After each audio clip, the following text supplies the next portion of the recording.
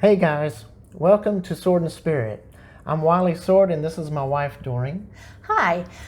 We're going to be just discussing some topics that we hope will answer some questions concerning end time events and what have you.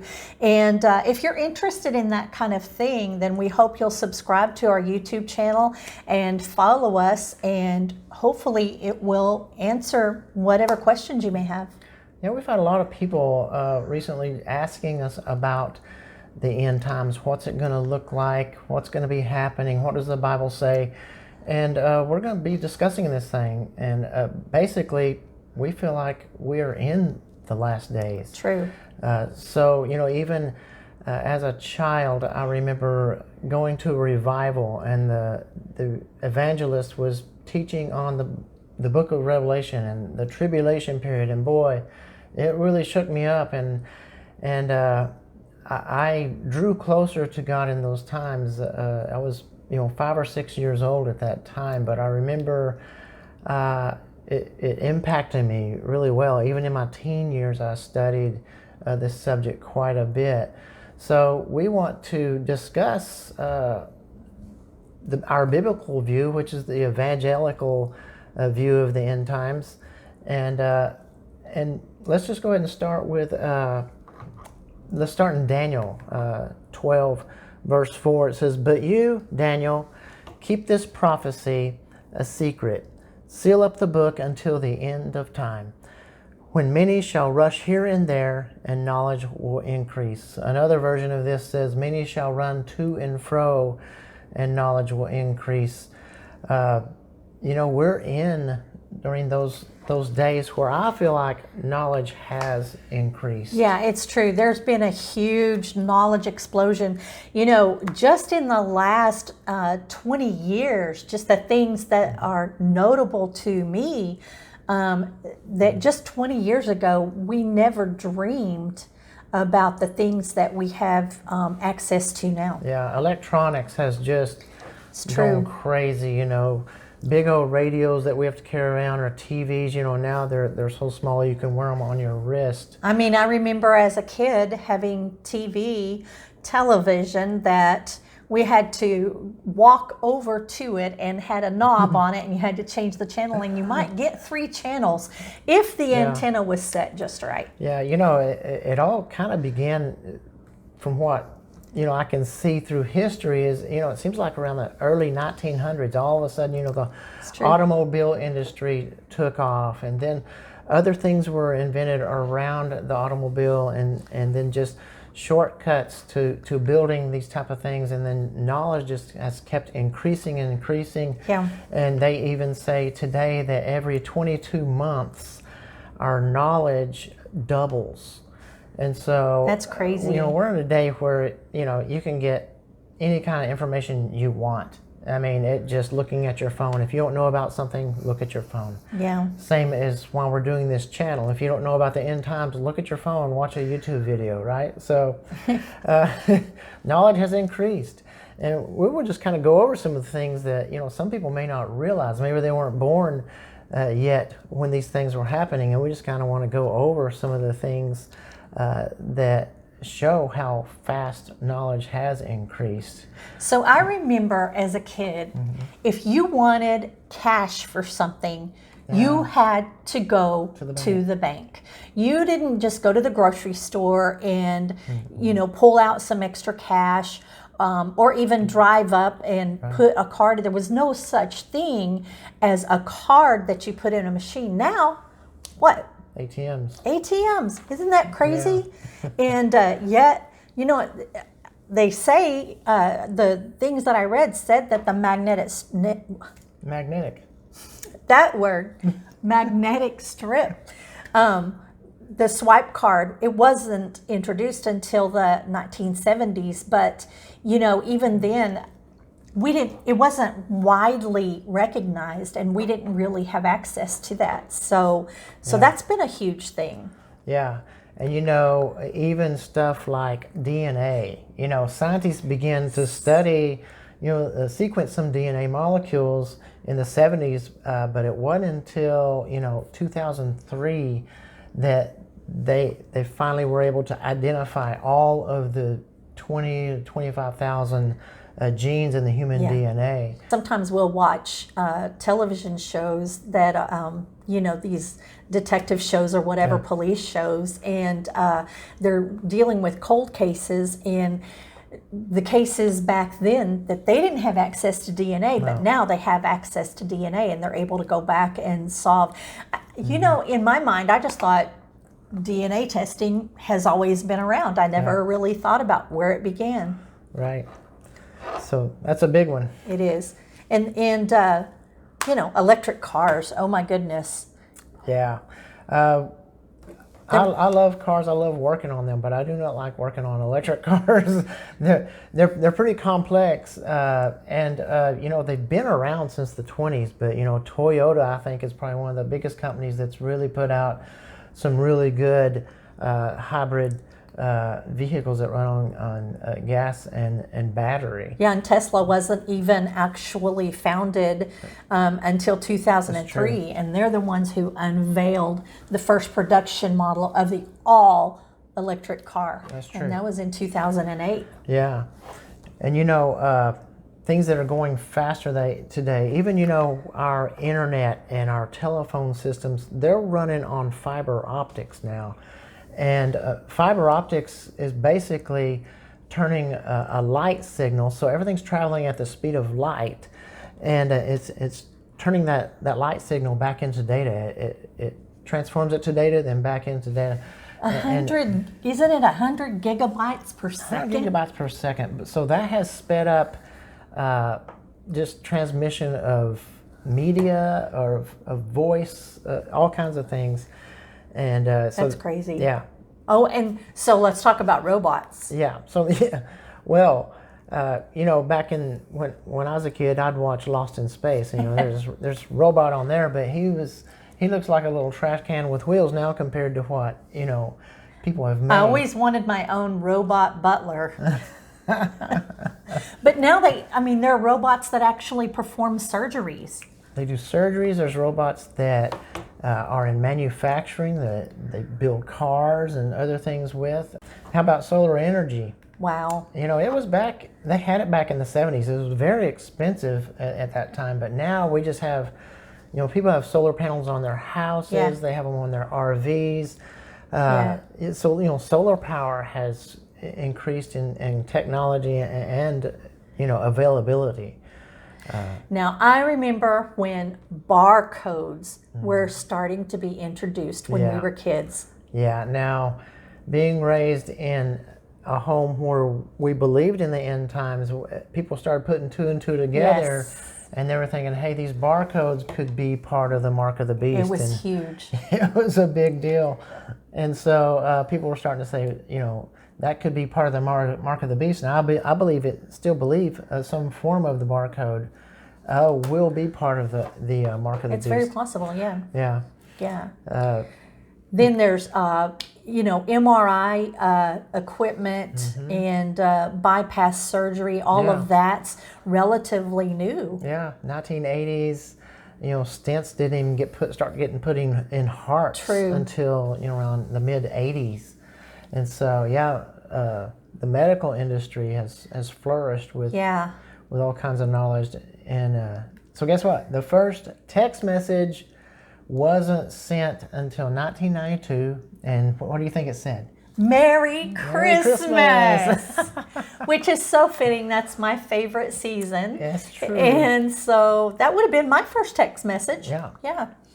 I remember, though, when we, as a family, first got all of our cell phones and we activated text messaging, and we were all sitting in the living room, our two kids and us, and we were just texting each other back and forth, and we're just like sitting there as close as we are now, but we were just having a blast because it was just so new, and it was just such a breakthrough in technology for us. And so the first Fitbit tracker, these little guys here, 2009 was the first one, and it didn't fit on the wrist. It actually fit on the hip. It was kind of a pocket carry. Fitbit, and that was in 2009. Wow. Which wasn't that long ago. No. 2010 was the first iPad. Wow.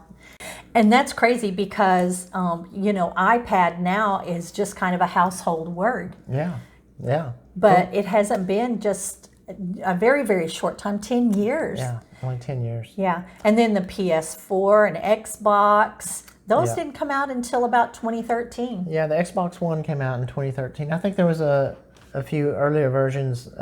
Do you remember the old PlayStations whenever we were kids? Had Pong. And we thought that was just amazing, chasing that ball, and it would speed up, and I know I would go crazy trying to keep up with just the ball and the paddle. Yeah, we could go on and on. We loved playing Nintendo, the Nintendo systems. But anyway, so in 1983, Motorola introduced this big old brick thing, huge. It's called the Dynatac 8000X.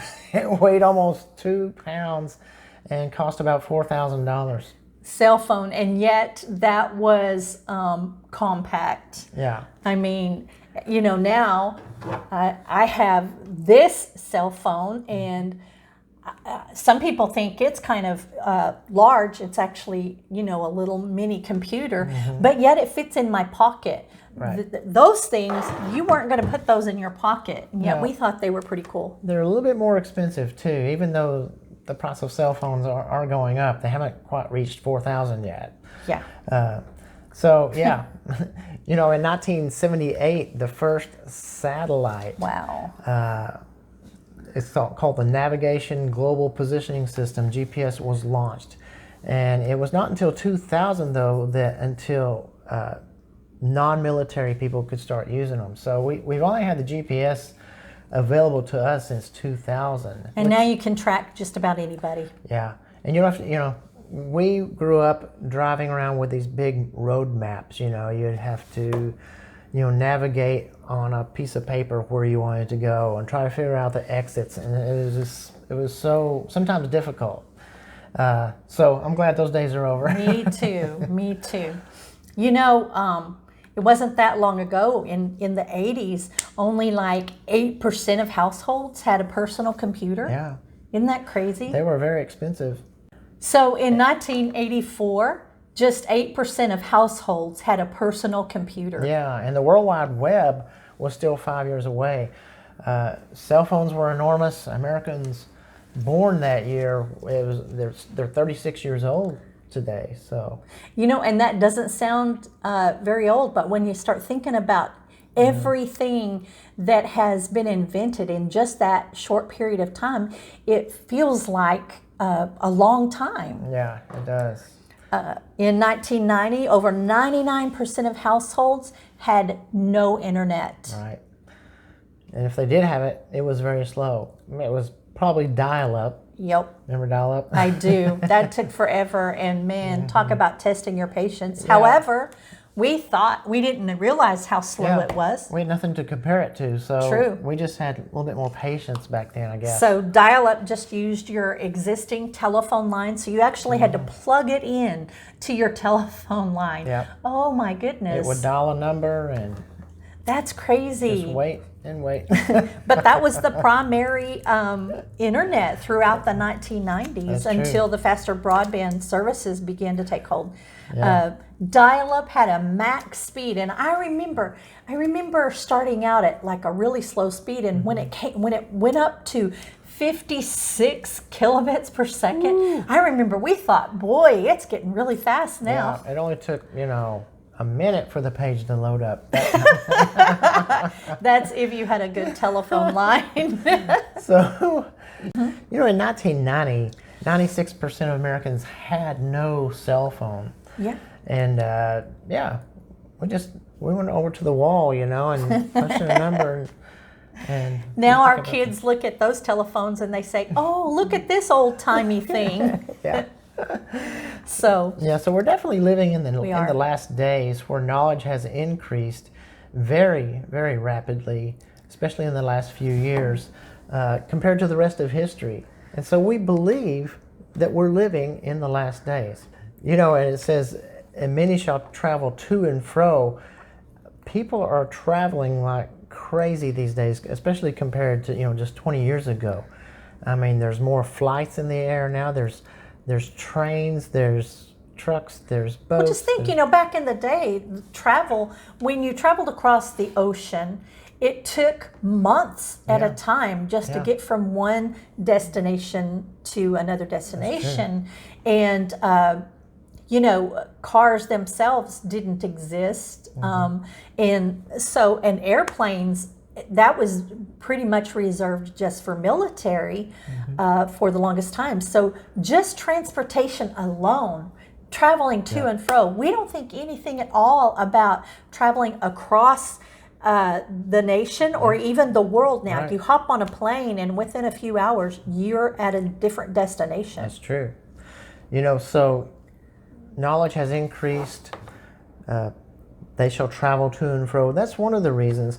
Another reason that we believe we're living in the last days is because of a scripture in Ezekiel that talks about Israel becoming a nation again. Yeah. And I'll read it to you. It says, "And I will bring them out from the people and gather them from the countries and will bring them to their own land."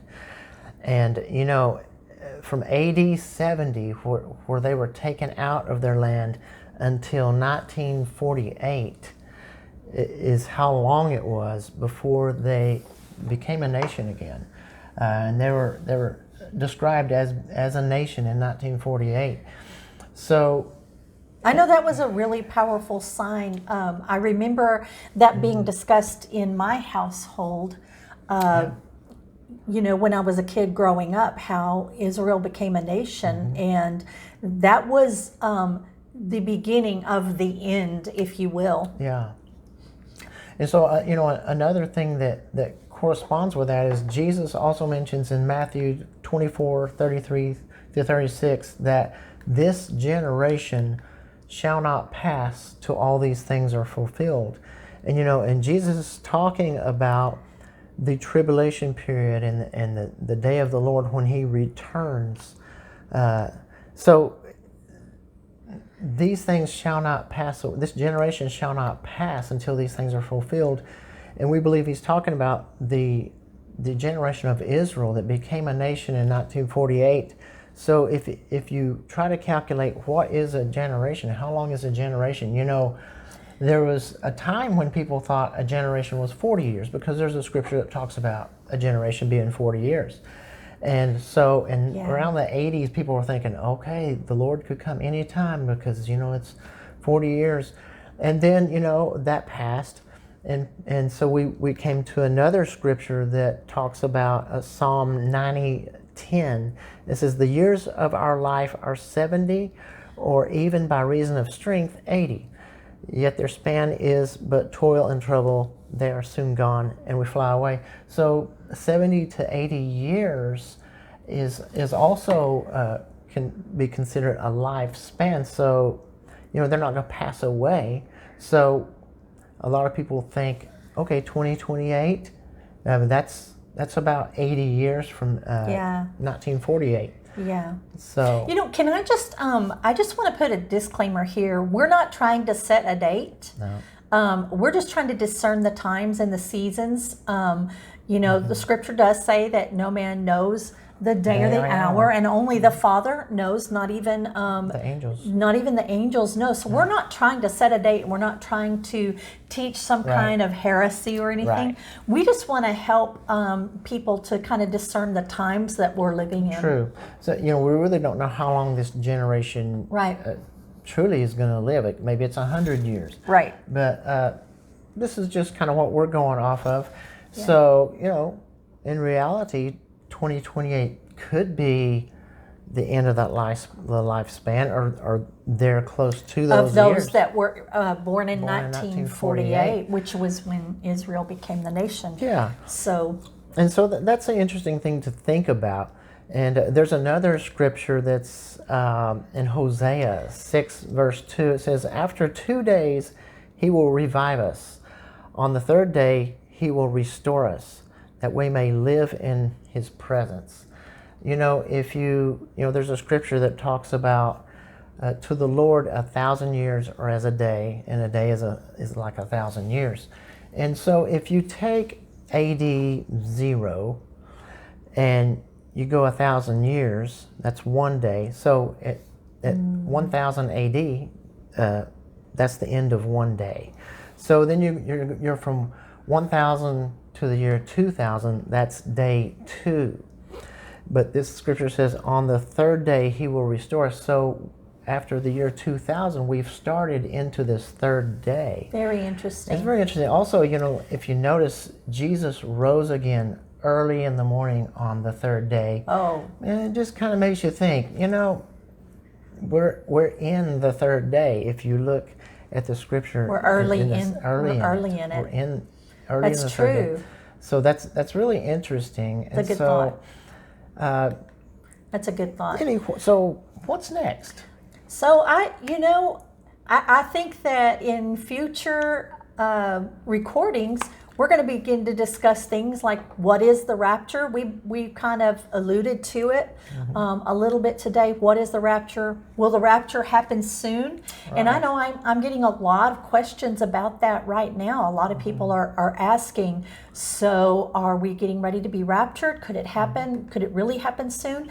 And what is the tribulation? And I think that's a really huge thing now. There are a lot of people that believe we're already in the tribulation, and others that believe that we will be taken before. So we'll be discussing all of those things on the next episode of Sword and Spirit. Thank you for watching, and don't forget to subscribe to our channel. Bye.